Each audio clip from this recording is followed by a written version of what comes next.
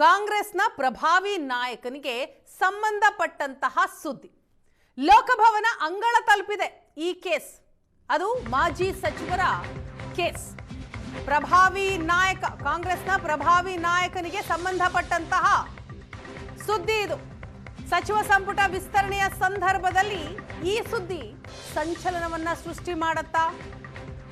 ಯಾಕಂತಂದ್ರೆ ಸಚಿವ ಸ್ಥಾನದ ಆಕಾಂಕ್ಷಿ ಕಾಂಗ್ರೆಸ್ನ ನಾಯಕ, ಅಂತಹ ನಾಯಕನಿಗೆ ಸಂಬಂಧಪಟ್ಟಂತಹ ಬಿಗ್ ಎಕ್ಸ್ಕ್ಲೂಸಿವ್ ಸುದ್ದಿ ಇದು.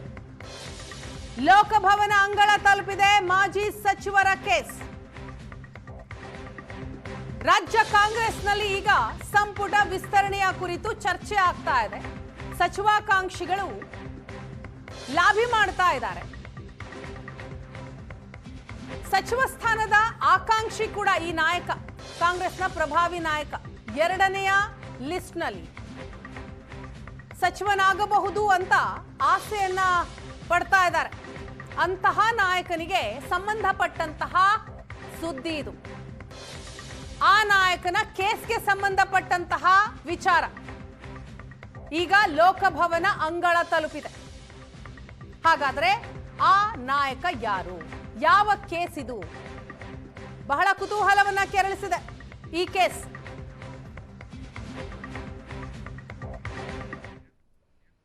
ಆ ನಾಯಕ ಯಾರು ಅಂತಂದ್ರೆ ಕಾಂಗ್ರೆಸ್ನ ಪ್ರಭಾವಿ ನಾಯಕ, ಮಾಜಿ ಸಚಿವ ಜಮೀರ್ ಅಹಮದ್. ಜಮೀರ್ ಅಹಮದ್ಗೆ ಈಗ ಸದ್ಯ ಪ್ರಾಸಿಕ್ಯೂಷನ್ನ ಸಂಕಷ್ಟ ಎದುರಾಗಿದೆ. ಜಮೀರ್ ವಿರುದ್ಧ ಆದಾಯಕ್ಕಿಂತ ಹೆಚ್ಚು ಆಸ್ತಿ ಸಂಪಾದನೆಯ ಆರೋಪ ಇದೆ. ಅನುಮತಿ ಕೋರಿ ರಾಜ್ಯಪಾಲರ ಮೊರೆ ಹೋದ ಲೋಕಾಯುಕ್ತ. ಜಮೀರ್ ವಿರುದ್ಧ ಚಾರ್ಜ್ ಶೀಟ್ ಸಲ್ಲಿಸೋದಕ್ಕೆ ಅನುಮತಿ ಕೋರಿ ರಾಜ್ಯಪಾಲ ಥಾವರ್ ಚಂದ್ ಗೆಹ್ಲೋಟ್ಗೆ ಮನವಿ ಸಲ್ಲಿಸಲಾಗಿದೆ. ಲೋಕಾಯುಕ್ತ ಪೊಲೀಸರ ಮನವಿ ಇದು ಜಮೀರ್ಗೆ ಸಂಕಷ್ಟವನ್ನ ತಂದೊಡ್ಡಿದೆ. ಅಕ್ರಮ ಆಸ್ತಿ ಸಂಪಾದನೆಯ ಆರೋಪ ಮಾಜಿ ಸಚಿವ ಜಮೀರ್ ಅಹಮದ್ ಖಾನ್ ಅವರ ವಿರುದ್ಧ ಇದೆ. ಈ ಸಂಬಂಧಪಟ್ಟ ಹಾಗೆ ಜಮೀರ್ ಅಹಮದ್ ಖಾನ್ ಅವರಿಗೆ ಸೇರಿದಂತಹ ಮನೆ ಕಚೇರಿಗಳ ಮೇಲೂ ಕೂಡ ಜಾರಿ ನಿರ್ದೇಶನಾಲಯ ಇಡಿ ದಾಳಿಯನ್ನ ಕೂಡ ನಡೆಸಿತ್ತು ಈ ಹಿಂದೆ. ತದನಂತರ ಜಮೀರ್ ಅವರು ಅಧಿಕಾರ ದುರ್ಬಳಕೆ ಮಾಡಿಕೊಂಡು ಅಪಾರ ಪ್ರಮಾಣದ ಆಸ್ತಿ ಸಂಪಾದಿಸಿದ್ದಾರೆ ಅನ್ನುವಂತಹ ಶಂಕೆ ಇತ್ತು. ಈ ಕುರಿತು ಎಫ್ಐಆರ್ ಪ್ರಕರಣ ದಾಖಲಿಸಿ ತನಿಖೆ ನಡೆಸುವಂತೆ ಅಂದಿನ ಎಸಿಬಿ ಇಡಿಗೆ ಶಿಫಾರಸು ಕೂಡ ಮಾಡಿತ್ತು. ಅಂತೆಯೇ ಎಸಿಬಿ ತನಿಖೆ ಆರಂಭ ಮಾಡಿತ್ತು. ಎಸಿಬಿ ರದ್ದಾದ ನಂತರ ಈ ಪ್ರಕರಣ ಲೋಕಾಯುಕ್ತ ಪೊಲೀಸರಿಗೆ ವರ್ಗಾವಣೆ ಆಗಿದೆ. ವಾರ್ಷಿಕ ಆದಾಯ ಮೀರಿ ಸಂಪತ್ತು ಗಳಿಸಿದ್ರ ಹಾಗಾದ್ರೆ ಜಮೀರ್ ಅಹಮದ್ ಖಾನ್ ಸುಮಾರು 25 ಕೋಟಿ ರೂಪಾಯಿ ಮೌಲ್ಯದ ಸಂಪತ್ತನ್ನ ಗಳಿಸಿದ್ದಕ್ಕೆ ಸಾಕ್ಷ್ಯ ಸಿಕ್ಕಿದೆಯಂತೆ. ವಾರ್ಷಿಕ ಆದಾಯ ಮೀರಿ ಸಂಪತ್ತು ಗಳಿಸಿದ್ರ ಜಮೀರ್ ಅಹಮದ್ ಖಾನ್. ಲೋಕಭವನಕ್ಕೆ ಸಾವಿರಾರು ಪುಟಗಳ ದಾಖಲೆ ಸಹಿತವಾಗಿ ಮನವಿಯನ್ನ ಸಲ್ಲಿಸಲಾಗಿದೆ. ಜಮೀರ್ ಅಹಮದ್ ಖಾನ್ ವಿರುದ್ಧ ನ್ಯಾಯಾಲಯಕ್ಕೆ ದೋಷಾರೋಪ ಪಟ್ಟಿ ಸಲ್ಲಿಸುವ ಸಂಬಂಧ ಪ್ರಾಸಿಕ್ಯೂಷನ್ಗೆ ಅನುಮತಿ ಕೋರಿ ರಾಜ್ಯಪಾಲ ಥಾವರ್ ಚಂದ್ ಗೆಹ್ಲೋಟ್ ಅವರಿಗೆ ಲೋಕ ಪೊಲೀಸರು ಮನವಿ ಸಲ್ಲಿಸಿದ್ದಾರೆ. ಸಾವಿರಾರು ಪುಟಗಳ ದಾಖಲೆ ಸಹಿತ ಜಮೀರ್ ಕಾನೂನು ಸಂಕಷ್ಟದ ಚೆಂಡು ಈಗ ಸದ್ಯ ಲೋಕಭವನದ ಅಂಗಳದಲ್ಲಿದೆ. ಪ್ರಾಸಿಕ್ಯೂಷನ್ಗೆ ಅನುಮತಿ ಕೊಟ್ರೆ ಜಮೀರ್ ವಿರುದ್ಧ ಆರೋಪ ಪಟ್ಟಿ ಸಲ್ಲಿಕೆ ಆಗುತ್ತೆ. ರಾಜ್ಯಪಾಲರ ನಿರ್ಧಾರದ ಮೇಲೆನೆ ಈಗ ಜಮೀರ್ ಅಹಮದ್ ಖಾನ್ ಅವರ ಭವಿಷ್ಯ ನಿಂತಿರೋದು. ಸದ್ಯ ಜಮೀರ್ ಅವರಿಗೆ ಸಂಬಂಧಪಟ್ಟಂತಹ ಚೆಂಡು ಅಂದ್ರೆ ಕೇಸ್ಗೆ ಸಂಬಂಧಪಟ್ಟಂತಹ ಚೆಂಡು ಈಗ ಲೋಕಭವನದ ಅಂಗಳದಲ್ಲಿದೆ. ಆದಾಯಕ್ಕಿಂತ ಹೆಚ್ಚು ಆಸ್ತಿ ಸಂಪಾದನೆ ಆರೋಪ ಪ್ರಕರಣದಲ್ಲಿ ಜಮೀರ್ ಅಹಮದ್ ಖಾನ್ ವಿರುದ್ಧ ನ್ಯಾಯಾಲಯಕ್ಕೆ ದೋಷಾರೋಪ ಪಟ್ಟಿ ಸಲ್ಲಿಸುವ ಸಂಬಂಧ ಪ್ರಾಸಿಕ್ಯೂಷನ್ಗೆ ಅನುಮತಿ ಕೊಡಿ ಅಂತ ಲೋಕಾಯುಕ್ತ ಪೊಲೀಸರು ರಾಜ್ಯಪಾಲರಿಗೆ ಮನವಿಯನ್ನ ಸಲ್ಲಿಸಿದ್ದಾರೆ. ಅದು ಕೂಡ ಸಾವಿರಾರು ಪುಟಗಳ ಮನವಿ ಅದು. ಹಾಗಾದ್ರೆ ಏನಿದು ಪ್ರಕರಣ ಅನ್ನುವಂತಹ ಪ್ರಶ್ನೆ ಬರುತ್ತೆ. ಜಮೀರ್ಗೆ ಈ ಪ್ರಕರಣದಿಂದ ಸಂಕಷ್ಟ ಕಾದಿದೆಯಾ? 2018ರಲ್ಲಿ ಐಎಂಎ ವಂಚನೆ ಸಂಬಂಧಪಟ್ಟಂತೆ ಜಮೀರ್ ಮನೆ ಮೇಲೆ ರೇಡ್ ಆಗುತ್ತೆ.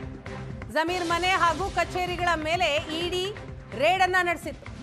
ಅಧಿಕಾರ ದುರ್ಬಳಕೆ ಮಾಡಿ ಅಪಾರ ಆಸ್ತಿಯನ್ನ ಸಂಪಾದನೆ ಮಾಡಿದ್ರು ಅನ್ನುವಂತಹ ಶಂಕೆ ಹಿನ್ನೆಲೆಯಲ್ಲಿ ಎಫ್ಐಆರ್ ಅನ್ನ ದಾಖಲಿಸಿ ತನಿಖೆ ನಡೆಸೋದಿಕ್ಕೆ ಎಸಿಬಿಗೆ ಇಡಿ ಶಿಫಾರಸು ಮಾಡಿತ್ತು.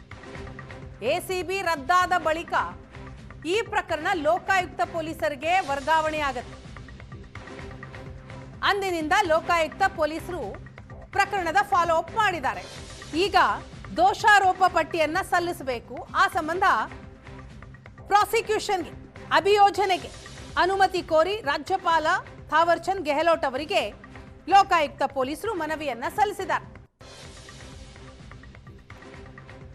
2018ರಲ್ಲಿ IMA ಐ ಮಾನಿಟರಿ ಅಡ್ವೈಸರಿ ವಂಚನೆಯ ಪ್ರಕರಣ ಇದು.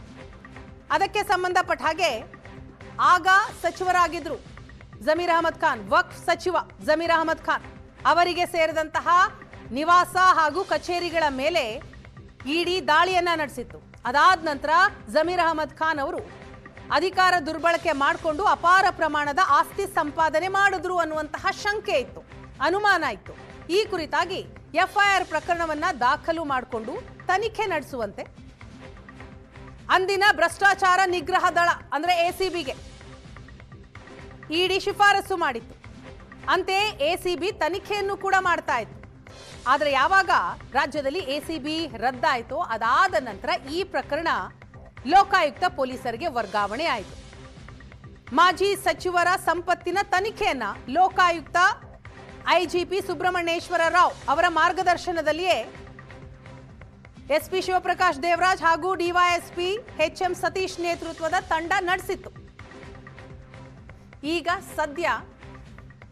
ಈಗ ಜಮೀರ್ ಅಹಮದ್ ಖಾನ್ ಅವರ ವಿರುದ್ಧ ನ್ಯಾಯಾಲಯಕ್ಕೆ ದೋಷಾರೋಪ ಪಟ್ಟಿ ಸಲ್ಲಿಸುವ ಸಂಬಂಧ ಅಭಿಯೋಜನೆಗೆ ಅಂದ್ರೆ ಪ್ರಾಸಿಕ್ಯೂಷನ್ಗೆ ಅನುಮತಿ ಕೊಡಿ ಅಂತ ಲೋಕಪಾಲರನ್ನ ಮನವಿ ಮಾಡಲಾಗಿದೆ.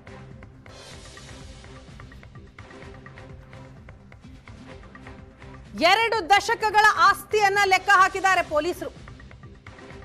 ಶಾಸಕರಾಗುವ ಮುನ್ನ ಸಾರಿಗೆ, ರಿಯಲ್ ಎಸ್ಟೇಟ್ ಬಿಸ್ನೆಸ್ ನಲ್ಲಿ ಜಮೀರ್ ಅಹಮದ್ ತೊಡಕೊಂಡಿದ್ರು.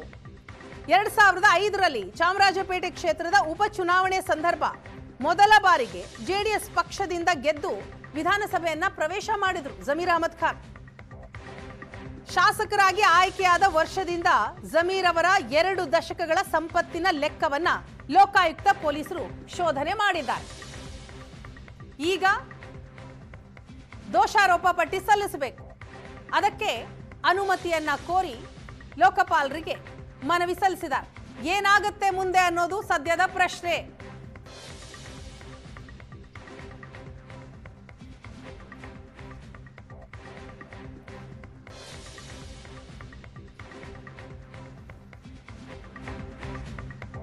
ಈ ಬಗ್ಗೆ ಡೀಟೇಲ್ಸ್ ಕೊಡ್ತಾರೆ ನಮ್ಮ ಪ್ರತಿನಿಧಿ ಚೇತನ್. ಇದೀಗ ನಮ್ಮ ಜೊತೆ ಸಂಪರ್ಕದಲ್ಲಿದ್ದಾರೆ. ಚೇತನ್, ಗಮನಿಸ್ತಾ ಇದ್ದೀವಿ ಮಾಜಿ ಸಚಿವ ಜಮೀರ್ ಅಹಮದ್ ಖಾನ್ ಅವರಿಗೆ ಈಗ ಪ್ರಾಸಿಕ್ಯೂಷನ್ನ ಸಂಕಷ್ಟ ಎದುರಾಗಿರುವಂಥದ್ದು. ಸೊ ಚೆಂಡು ಸದ್ಯ ಲೋಕಭವನದಲ್ಲಿದೆ. ಲೋಕಪಾಲರು ಯಾವ ನಿರ್ಧಾರ ತೆಗೆದುಕೊಳ್ತಾರೆ ಅನ್ನೋದರ ಮೇಲೇನೆ ಮಾಜಿ ಸಚಿವರ ಭವಿಷ್ಯ ನಿರ್ಧಾರ ಆಗಿದೆ ಅಲ್ವಾ? ಹೌದು, ಎಕ್ಸಾಕ್ಟ್ಲಿ ವೀಣಾ. ಯಾಕಂದರೆ ಈ ಒಂದು ಕೇಸ್ನ ರಿಲೇಟೆಡ್ ಸಾಕಷ್ಟು ಒಂದು ರೇಡ್ಗಳು ಕೂಡ ಆಗಿತ್ತು. ಅಂದರೆ ಯಾವಾಗ ಒಂದು IMA ಕೇಸ್ ಬರುತ್ತೋ ಆಗ ಅವರ ಮನೆ ಮೇಲೆ ಇಡಿ ಕೂಡ ರೇಡ್ ಆಗಿತ್ತು. ಇದೀಗ ಲೋಕಾಯುಕ್ತ ರಿಲೇಟೆಡ್ ಒಂದು ಪ್ರಾಸಿಕ್ಯೂಷನ್ಗೆ ಅನುಮತಿಯನ್ನು ಇದೀಗ ಕೋರಿರುವಂಥದ್ದು. ಆಲ್ರೆಡಿ ರಾಜ್ಯಪಾಲರಿಗೆ ಈ ಬಗ್ಗೆ ಒಂದು ದಾಖಲೆಗಳು ಕೂಡ ಅಲ್ಲಿ ಸಲ್ಲಿಕೆ ಆಗಿರುವಂಥದ್ದು. ಲೋಕಪಾಲರು ಒಂದು ಪರ್ಮಿಷನ್ ಕೊಡ್ತಾರಾ ಇಲ್ವಾ ಅನ್ನೋದು ಸದ್ಯದ ಕುತೂಹಲವಾಗಿರುವಂಥದ್ದು.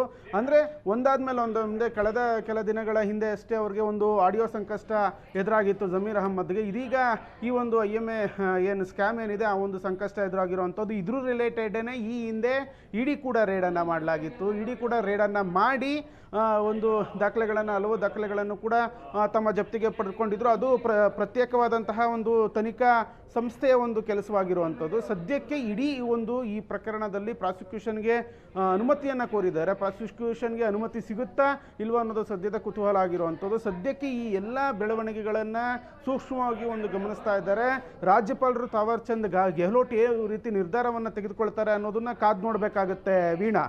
ಎಸ್, ಥ್ಯಾಂಕ್ ಯು ಚೇತನ್ ತಮ್ಮ ಡೀಟೇಲ್ಸ್ಗಾಗಿ.